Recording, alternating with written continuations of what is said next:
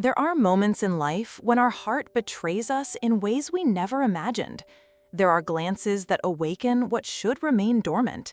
There are smiles that open doors that should stay closed. My name doesn't matter, but my story might echo in your soul. I was a married woman, a mother, with a life that seemed complete, until that afternoon when everything changed. Until the moment I realized we can't always choose who makes our heart beat faster. And sometimes, the person who awakens our soul is exactly the one who shouldn't. If you've ever felt something you shouldn't have felt, leave your comment. You're not alone. It was just a family dinner, nothing special, just another one of those gatherings where I would set the table with care and welcome everyone with a smile on my face. He arrived as he always did, elegant, with that bearing that time had only made more interesting. Perfectly styled gray hair, a gentle smile that lit up his brown eyes. He had been my father-in-law for 15 years, but that night, something was different. Maybe it was the way he greeted me, a little longer than usual. Or maybe it was me who was different, more sensitive to details that had previously gone unnoticed. There was an energy in the air that I couldn't name. During dinner, our conversations flowed with a naturalness that surprised me. We talked about books, about old dreams, about life that sometimes takes us down unexpected paths. He listened to me with an attention I had forgotten existed. His eyes met mine with a silent intensity, as if he could read thoughts I didn't even know I had. It was as if, after years of family coexistence, we were getting to know each other for the first time, like two souls finally recognizing each other. The rest of the family conversed around us, but we seemed to be in an invisible bubble, connected by threads that only we could feel. When he offered to help wash the dishes, something inside me ignited. There, in the intimacy of the kitchen, side by side in silence, I felt a connection that transcended any family bond. Our hands brushed as we reached for the same plate, and that innocent touch reverberated through my entire being like an echo that refused to quiet. It was then I understood. The heart knows no rules, respects no conventions, and mine had begun to beat a dangerous rhythm. I tried to focus on the dishes, but my mind was completely focused on his presence beside me, on his subtle cologne, on how his movements were precise and careful. The days that followed were a sweet torment. Each visit from him became a mix of anxiety and anticipation. I caught myself fixing my hair before his arrival, choosing clothes more carefully, creating excuses for longer conversations. It was a dangerous dance of furtive glances and contained smiles. He seemed to feel it too. There was electricity in the air when we were in the same room. Small gestures gained immense meanings. A compliment about my perfume, a hand on the shoulder that lingered a second too long, conversations that extended into the late hours. Each encounter was like an unplayed symphony, full of notes that hung in the air without ever being performed. The weight of guilt was crushing. How could a married woman, a mother, harbor such forbidden feelings? Sleepless nights became routine, questioning every thought, every accelerated heartbeat when I heard his voice. I tried to distance myself, invent commitments, avoid family gatherings, but it was useless. He had awakened something in me that I thought was dead, a genuine passion, a desire for connection that transcended the physical. It was as if my soul had found its lost half in the most unlikely place. The internal struggle was constant, between what I felt and what I knew was right, between desire and duty. The tension became almost palpable. There were moments when our gazes met for too long, creating a silence charged with unspoken meanings. Once, during a family party, he brought me a glass of wine and whispered, "You look beautiful today," in a way that made me tremble. It wasn't just a compliment, it was a veiled confession, a mutual recognition of what was growing between us. In that instant, I knew he felt the same, and that made everything even more complicated, even more real. It was like we were walking on a tightrope, trying to maintain balance between what we felt and what we couldn't express. I began to notice small details that had previously escaped me. The way he smiled when he saw me arrive, how his eyes sparkled when we talked alone, how he always found an excuse to stay a little longer in my company. There was a secret language between us, made of prolonged looks, complicit smiles, and eloquent silences.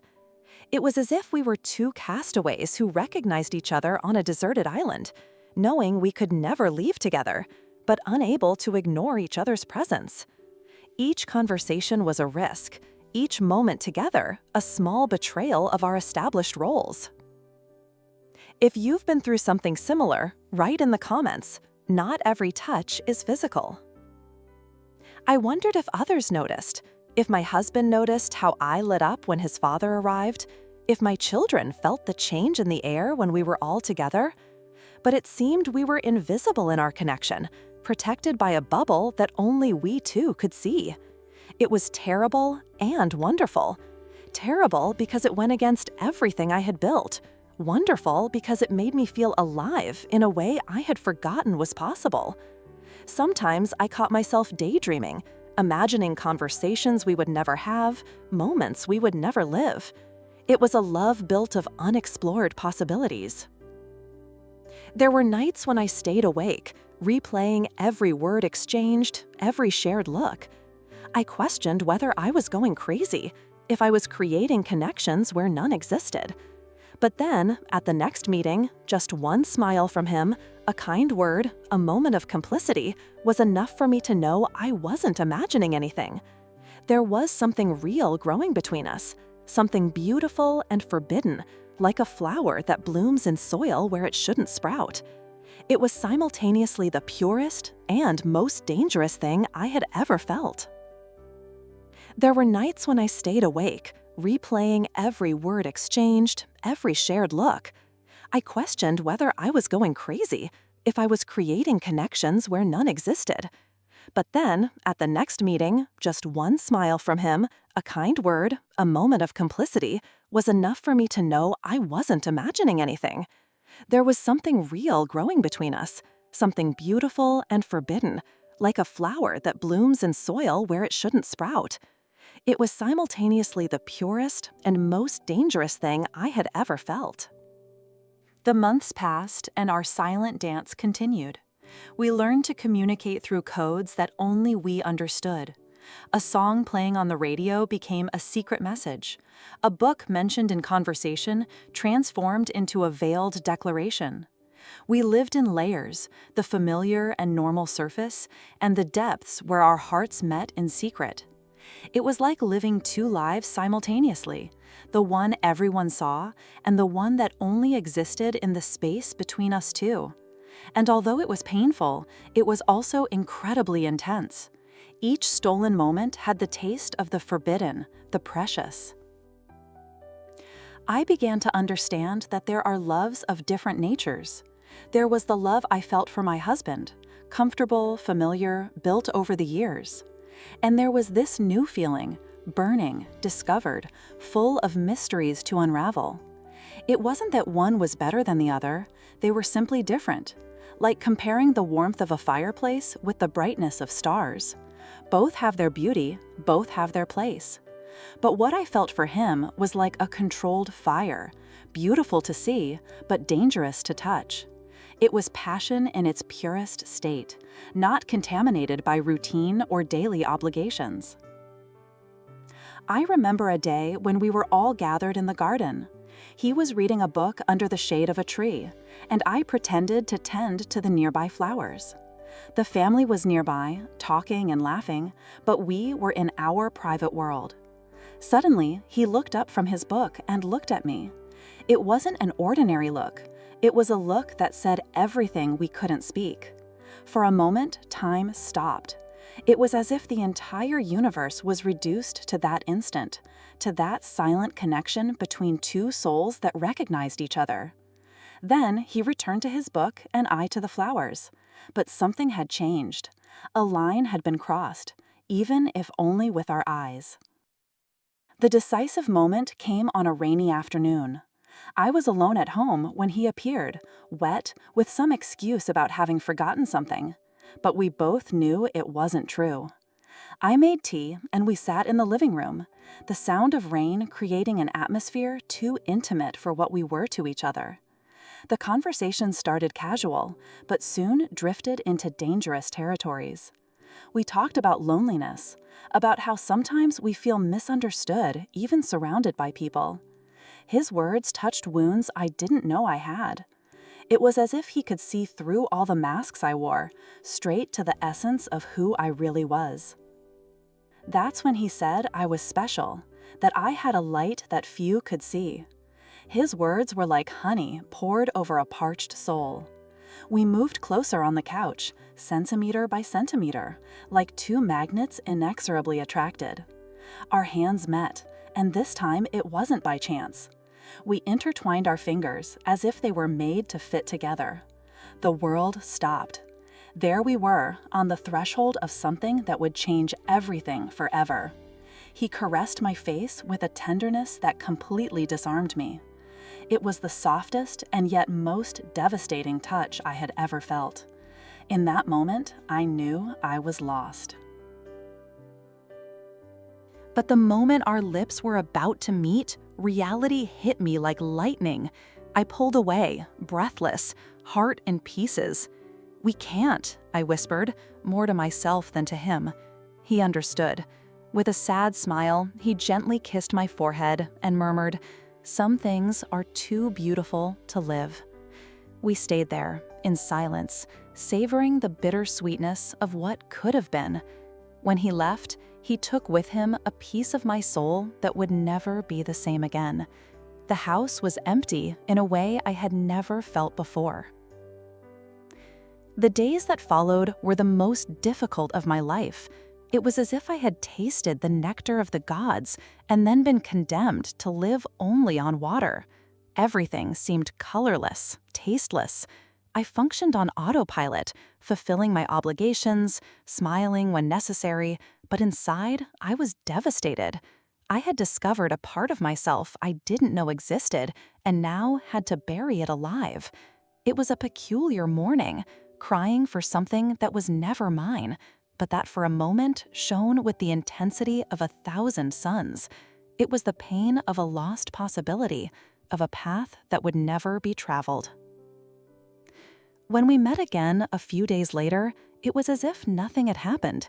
He greeted everyone normally, talked about mundane subjects, smiled politely, but I knew, and he knew, that I knew.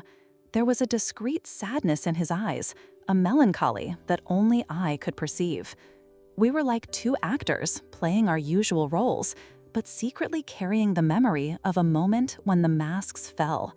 It was simultaneously the most difficult and most necessary thing we had to do: protect what we built, even if it meant denying what we felt.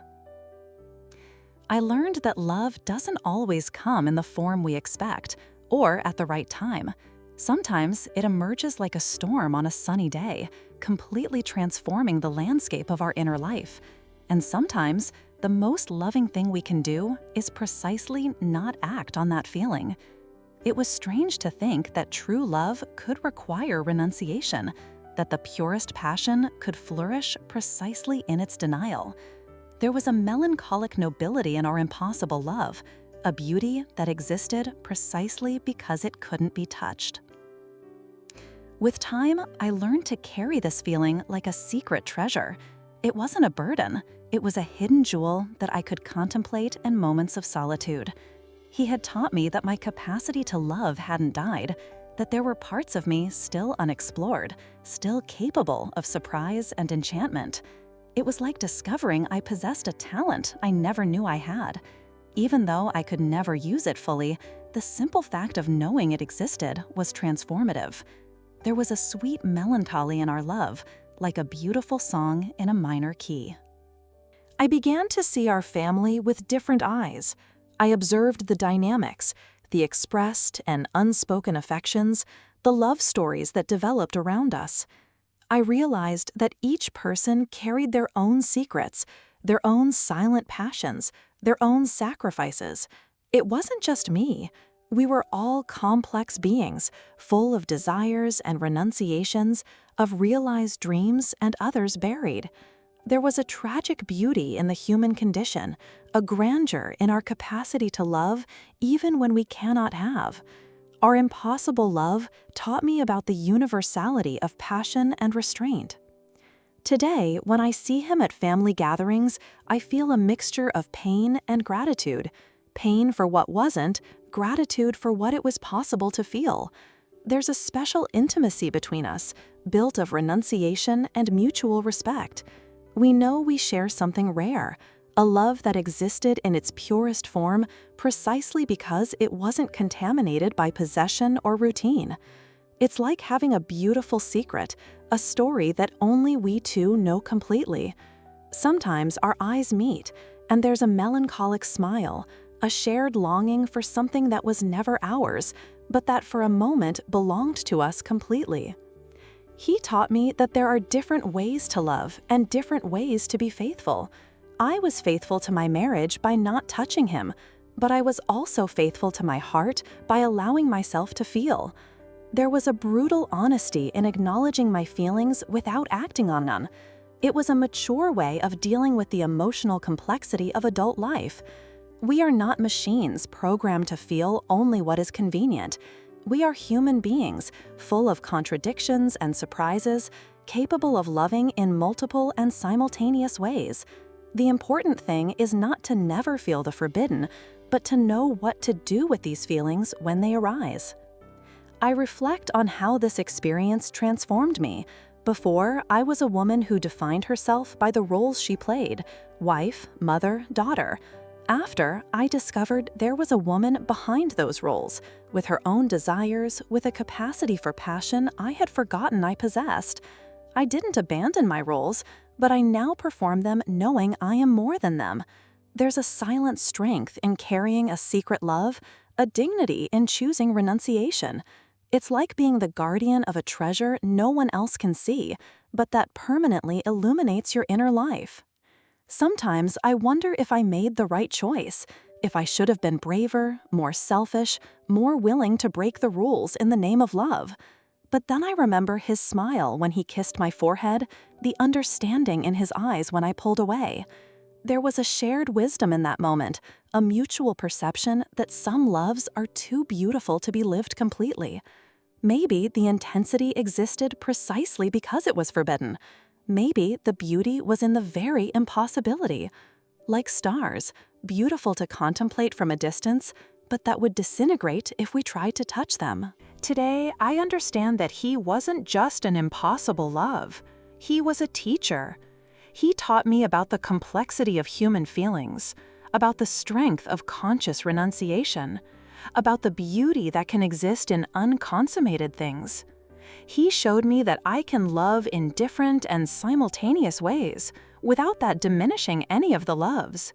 There's conjugal love, built in coexistence and partnership. And there's passionate love, which emerges like lightning and reminds us we're still capable of surprise and enchantment. Both have value. Both have their place in the vastness of the human heart. He still comes to family gatherings. We still exchange looks that say everything and nothing at the same time. Sometimes I feel I made the right decision. Others, I wonder if I wasted the chance to live a true love. What I know is that he taught me that the heart doesn't age, that passion can sprout in the most unexpected places, and that not all loves are meant to be consummated. Some exist only to remind us we're still capable of feeling, to teach us about renunciation, about nobility, about the melancholic beauty of unexplored possibilities. There are loves that mark more by their impossibility than by their realization.